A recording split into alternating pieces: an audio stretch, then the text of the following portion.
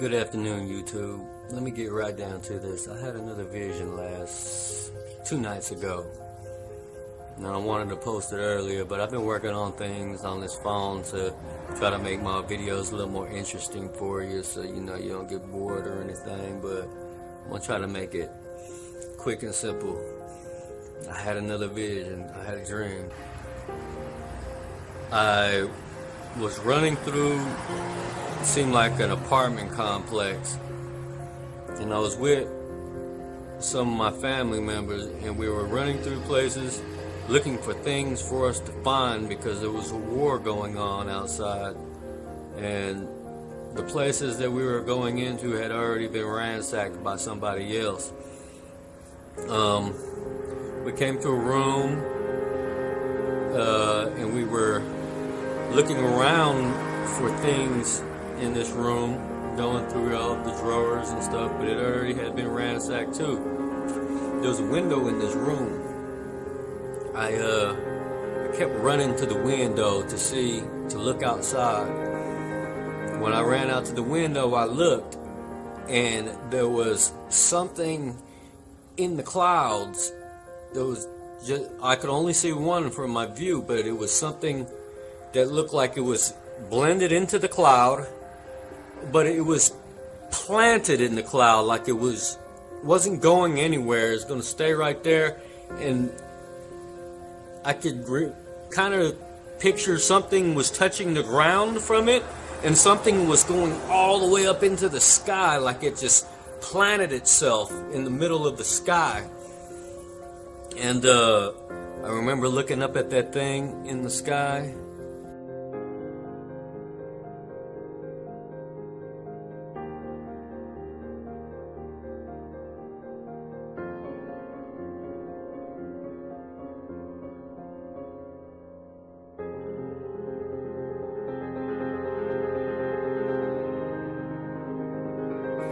I could kind of picture something was touching the ground from it, and something was going all the way up into the sky, like it just planted itself in the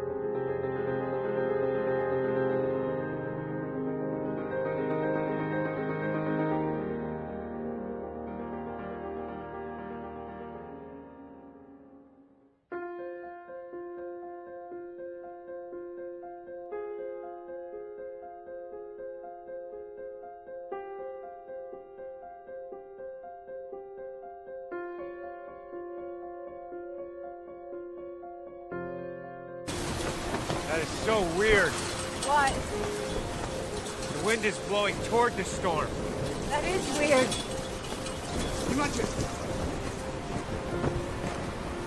Rachel, want to see something cool?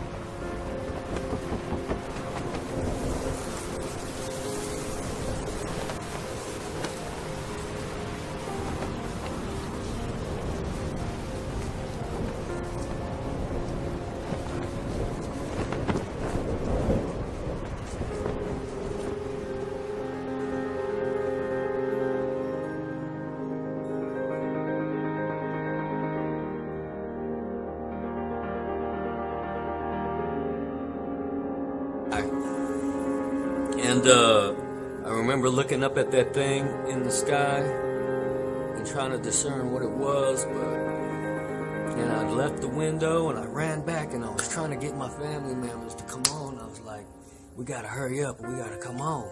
But you know, what happened was I was like in the room, come on y'all, we gotta get out of here. And I ran back to the window and looked again. The thing was still in the sky. And I looked down, and there was people running around there shooting guns and robbing and looting and stuff. I didn't know what was going on. But I ran back into the room, looked around, was like, all right, we're out of time, y'all. We got to go. Ran back to the window again. So, but this time it was kind of weird because I clicked on a light right before I went to the window. And when I did that, I looked downstairs, and it was like soldiers with a bunch of little kids, like brainwashed little kids, and they all looked up, and the little kids started pointing at me in the window. And they was like, they didn't say nothing, they were just pointing at me. And I noticed they had seen where I was in this window, and I shut the window, and I remember trying to scramble out of there and getting down to the street. And I remember people were running everywhere, and I was hearing gunshots and stuff, but and this thing was still in the sky and stuff. And I woke up, and I was like, that was pretty wild right there. But let me get back to you in 1 second here. So anyway, YouTube, I had this dream, and then I went one day, and then not last night, but the night before, I was sitting there watching YouTube videos, and I came across previews for a new TV show on Sci-Fi Network coming out called Childhood's End. And what I seen in that preview alluded to what I saw in my dream. The military was using kids somehow, brainwashed kids, and the kids were helping the military to find people. But I don't know if that's what the Childhood End is about, but I just saw the preview of the same looking thing in the sky that was stuck in the cloud, and kids and soldiers trying to help the soldiers, these demonic entities. But this is real warfare, folks. We are really at spiritual war. They're watching us all the time. They're controlling the way we think. He said that they're here to help us. Mr. Stormgren, just tell us, why won't Corellan show us his face? The Earth has a new destiny. I want to know why they're here and what they have in store for us. Tell them the truth about what you really are. Hey guys, it's KJ from the Scariest Movie Ever channel on YouTube. This video right here is by far one of the most requested videos I've ever had since I've been doing this here on YouTube. It's all about a new miniseries that came out on the Sci-Fi channel called Childhood's End. Now, I wanted to watch the entire 6-hour miniseries before I did this video, and I actually finished watching it just yesterday. And there is a lot of really interesting things to pick apart here. I believe the reason that so many of you told me about this show and were requesting a video on it is because you know that I've been covering this subject for years. And that's the idea that aliens, quote unquote, are actually the devil and his fallen angels. It's all part of a deception. I have a whole playlist on this called Alien Demon Deception if you're interested. But this is certainly a subject I've covered for years. Certainly this is a part of the elite's plan. You can call it the Illuminati's plan, whatever label you want to put on that. But we are definitely being prepared for some kind of alien visitation. And they're setting the narrative now. They've been doing it for years. And I personally believe that when it happens, they're going to sell us, these aliens, as our saviors, or our space brothers and sisters. So I'm going to pick apart the 6-hour miniseries. I'm just going to show you a few things in there I thought were very interesting. But what's most important is we're going to go beyond that. We're going to look into Arthur C. Clarke a little bit as well, and his connections to all of this occultism. It's a trip. Fall 1992. Okay. Check this out, y'all. This is like a straight Illuminati almanac right here. IBM, the old IBM commercials. I'm going to show y'all some real subliminal stuff, some real Illuminati stuff going on in this. And this is just the first page about IBM services. But there's some secret messages hidden in here, kind of like whistleblowers on the low. Now that's Sir Arthur C. Clarke right there. He is a scientific novel writer and a futurist is what he calls himself. I have a whole video all about this magazine, but I don't think I really went over it how I wanted to. But check this out, y'all. Fall 1992, volume 140, number 27, The Millennium.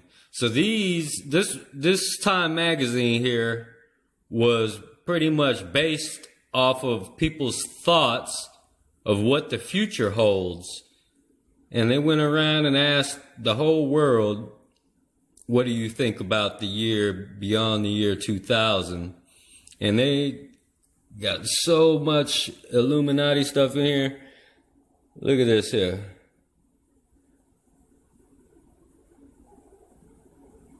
The Millennium at a glance. Let me start from right here. The great event, a moment to marvel. Now see this great event that they're talking about? They want you to think they're talking about the great event of the year 2000. But that's not the great event that they're talking about. They're talking about the tribulation, pretty much. Millennium shines with immense psychological power. It promises a new age or an apocalypse. See what I mean? Where's number 7 at?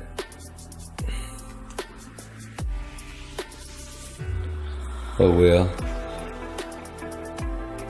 The big blowout. So what if it's still more than 7 years away? We're gonna go through this, y'all. The future poll. Americans speculate on the second coming and other mysteries. Looking back. It must be Columbus. Out of the darkness, the current millennium was dominated by the rise of Europe and the triumph of the West, for good and ill. Mostly for ill. Millennium at a glance. A gatefold timeline puts 1,000 years into perspective. You guys should see this timeline too.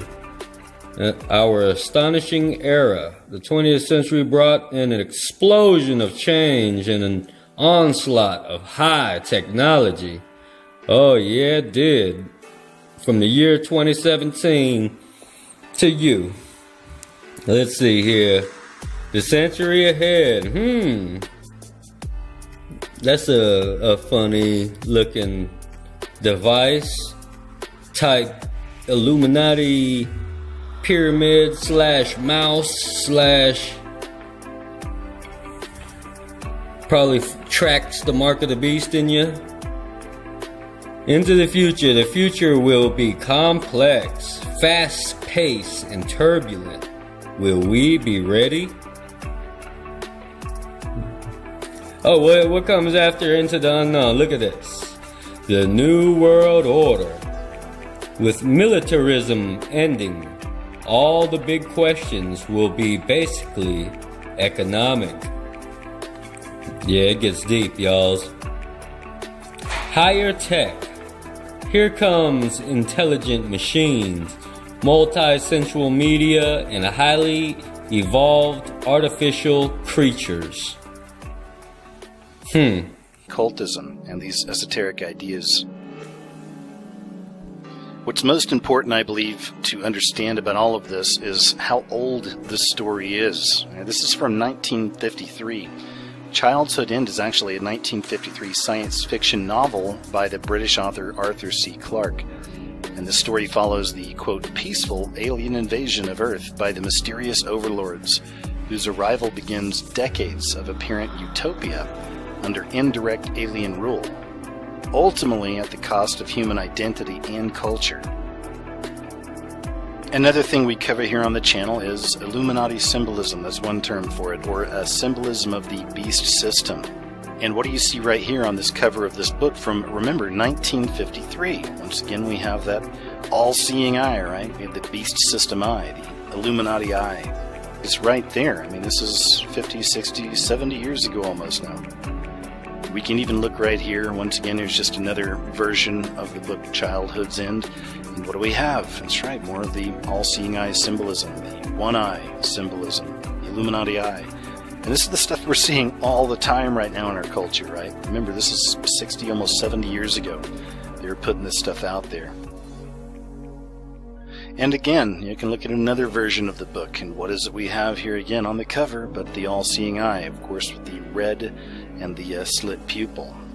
The timing was very interesting to me. If you look at my channel and see several of the last videos I've done, once again it's all about them preparing us for this alien invasion or this alien contact, and I believe it's going to be a great deception. And what you're looking at right here, this is one of the main aliens. They call him, I think it was Krillian or Killian, something like that was his name, but they call him the supervisor of Earth.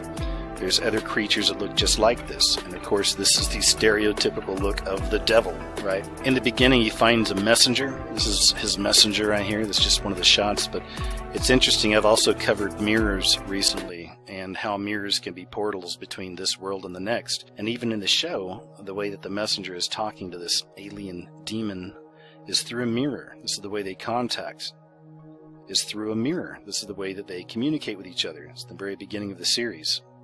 And it's interesting because as the series plays out, these demon aliens are seen as very much godlike. You know, there's crime in the world when they first show up. At one point a little boy gets shot and killed. And just within moments, you know, the rays come down from the spaceship and they heal the little boy and he comes back to life. Everything's good again.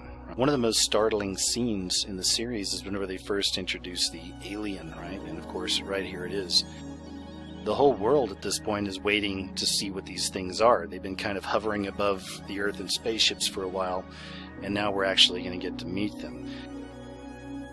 And this was definitely one of the most startling scenes right here, is when this alien is revealed. And of course, it doesn't look like any kind of alien we've ever seen, right? It looks much more like the devil. And here's a clearer picture of it. You can hear Krillian's voice at one point actually calling for children to come up and lead him down. And I know some other people have covered this symbolism as well, because this was pretty crazy right here. But when you look at this, what do you see? Is there anything in recent memory you can think of that this reminds you of? Perhaps a statue? That's right. Remember the statue right here. This is from the Satanic Temple. And this is the statue that they put up in Detroit, that they were hoping to put up in Oklahoma, and who knows where eventually it's going to wind up being. But as I said in the videos I produced about this statue, this is just the beginning. For the last several years I've been talking about this stuff, this dark awakening. I mean, there really is an awakening happening. All kinds of people around the world are waking up to this stuff, the darker elements and the lighter elements. You know, some people are growing closer to God, and some people are growing in defiance of Him. Isn't it interesting that we have this story, and it's fairly recent, just over the last several months, about this Baphomet statue. And then right here in the show, there it is again, right? It's also very interesting the way that they handle Krillian and the other aliens, if you want to call them that. They're not outwardly evil. You know, at times they actually seem fairly kind, you know, benevolent. I mean, they give the Earth 20 years of complete and total peace and safety, right? All the food they need, there's no more fighting, all that stuff. So in the beginning, they seem like they're pretty good guys, you know. They're not here to hurt anybody. They're taking care of us, you know. They're looking out for us. Scattered throughout the series is more so-called Illuminati symbolism. Right here is one of them. It was the huge sun theater right here, and I've mentioned this in other videos as well. It's always about the sun symbolism. This goes back to sun worship, the worship of Lucifer, and it can also be used subtly as the whole Jesus is Horus and all that stuff. We're all just worshiping the sun, right? There are a lot of really interesting layers to this mini-series. I'm going to try not to spoil too much for you if you ever actually want to watch this. I was surprised how well made it was, seeing as how it was on Sci-Fi Channel. I always figured Sci-Fi Channel was Sharknado and just stuff like that, but this was actually a really well done mini-series here. So in this story, religion completely dies, and not just religion, but faith in God, and any talk of Jesus is completely out the door. These alien beings are truly Earth's saviors in this story, and that's the way that all of the Earth look at them, as their saviors. And again, this is a subject I've talked about in a lot of these videos as well, that is going to be a very real issue when and or if these things actually show up, however it is that the powers that be want to introduce these things to us someday, that millions upon millions upon millions of people will be deceived. The girl over on the left is like the last Christian person left in the world, basically. At least that's what it seems like in this miniseries. And she's still trying to fight for her faith. But this was interesting right here. The lady she's talking to on the right is married to the man that became the messenger in the beginning of the series. And she's explaining to the Christian lady that what we have now is better than God. Because in the past, she said, all we used to do was just cry and pray, and it just went into some abyss, is what she said. It went nowhere. God never answered. And now, well, now we've got these guys up here in the sky, and they're taking care of us. No one's fighting anymore. Everyone's getting along. We have all the food we need, and everything's cool. Everything's great. So we really don't need God. I won't tell you exactly what happens to that girl, the last Christian girl, but I will say that a large amount of the religious community you find out through this miniseries actually just killed themselves. They just killed themselves. Once this all happened, once these alien saviors came down, all of their faith, everything was just destroyed. So a lot of these people didn't know what to do themselves, so lots of these people just gave up, gave in, and killed themselves.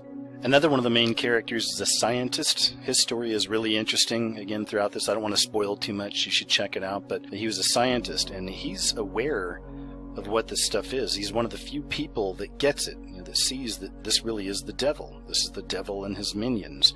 And they're all coming in the guise of these alien saviors and being our friends. And he knows that something bad's coming. He's just not sure what it is yet. And speaking of the, again, so-called Illuminati symbolism, or the all-seeing eye, or the one eye, well, here it is again. There's so many people out there that think this stuff is stupid. It doesn't mean anything. It's just, it's coincidence. Guys, this is not a coincidence. Once again, here's the all-seeing eye. And what that is right there in the middle is kind of like a Ouija board type thing they use to communicate with the alien saviors. And this part was interesting here too, because this is when the bad stuff starts happening. In the beginning it all seems great. It's all peace and love and all that stuff. But it was around this time when they started utilizing this machine that things start going a little bit crazy. I mean, guys, this is not a coincidence, okay? I mean, this is not a coincidence. Again, right here you got the all-seeing eye, right? You got the one eye. Let's go back about 70 years. Oh, look, hey, there it is again. Oh, look, and again. Oh, look, and again. And countless more examples you've seen here on my channel and other channels of this stuff manifesting more and more. We see this symbolism everywhere now.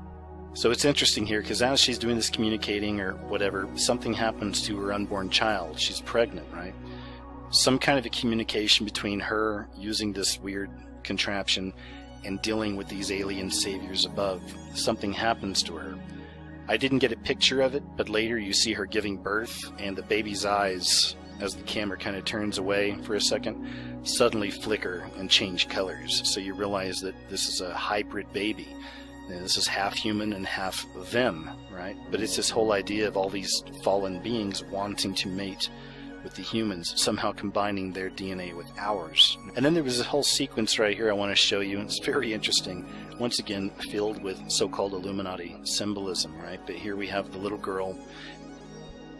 Now the little girl right here in the reflection, that's like a piece of a mirror, of course shaped like a pyramid with the light behind her. So here you have your pyramid and eye. That little girl right there is the daughter of the lady that was messing around with that machine and all that stuff, right? So we have this little girl, and she winds up being kind of the conduit between them and us. And this girl turns out to be a very powerful being. At one point, that scientist is having a discussion with her.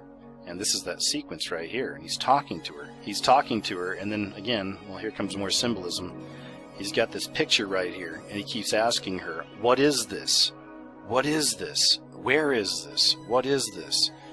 I mean, what is that? Well, once again, guys, a huge pyramid with the all-seeing eye, right? And as I said, this stuff is not a joke. A lot of people think, it's coincidence. No, okay? This stuff is being revealed all the time right now. So anyway, back to the show. So he's sitting here showing her this picture. He's asking her, what is this? Where is this? What is this? And then all of a sudden, all the computer equipment goes crazy, and there's some kind of crazy energy goes through the room, and everything kind of goes nuts.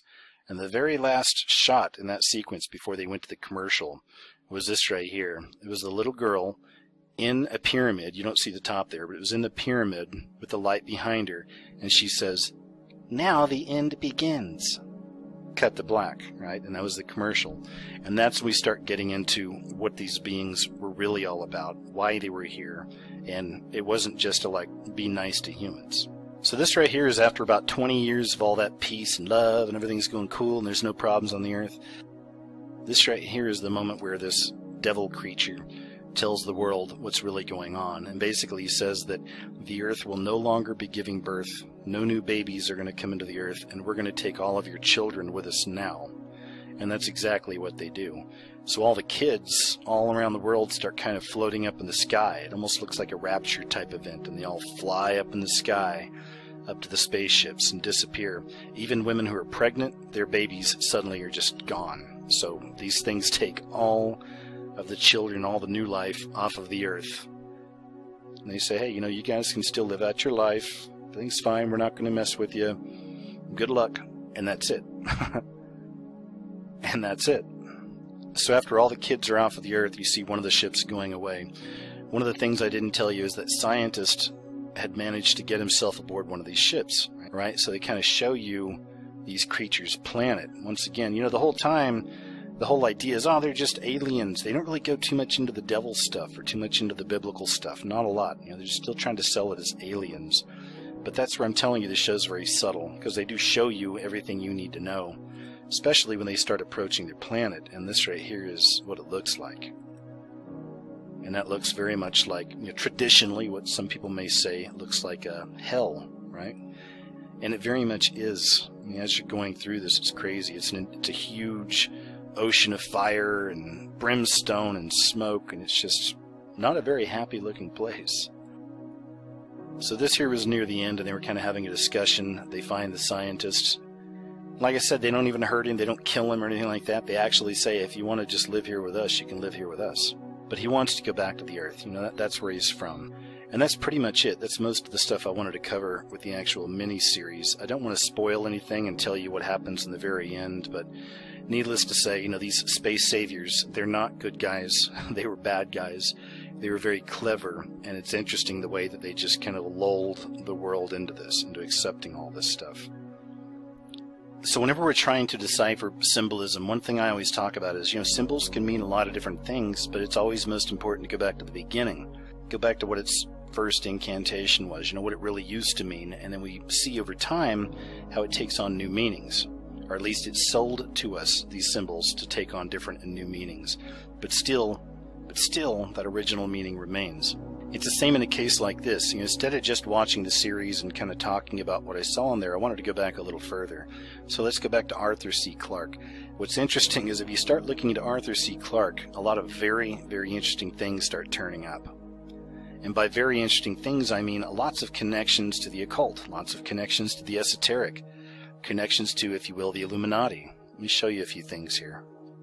This right here is an older news story about the Chelsea Hotel. You may have heard of the Chelsea Hotel. There's all kinds of history there. There's something here that I wanted to show you. That was very, very interesting. Right here it is. You can see right here that Chelsea was built in 1883 and became a hangout for artists during the 1930s. Marilyn Monroe and Arthur Miller honeymooned there, and Andy Warhol found his muse. In room 322, Arthur C. Clarke wrote 2001, A Space Odyssey. And as many of you out there already know, that 322 is the number for the Illuminati Skull and Bones Society. It's just an American branch of this Illuminati. And we call it Illuminati, you know, but to me, once again, that's just a coverall. It's a catchphrase, really, for, if anything, for these secret Satanists. All these people, all these different groups, these secret societies that are involved in that pyramid system are all working towards the same goal. And that's a new world order, one world system, right? A one world leader.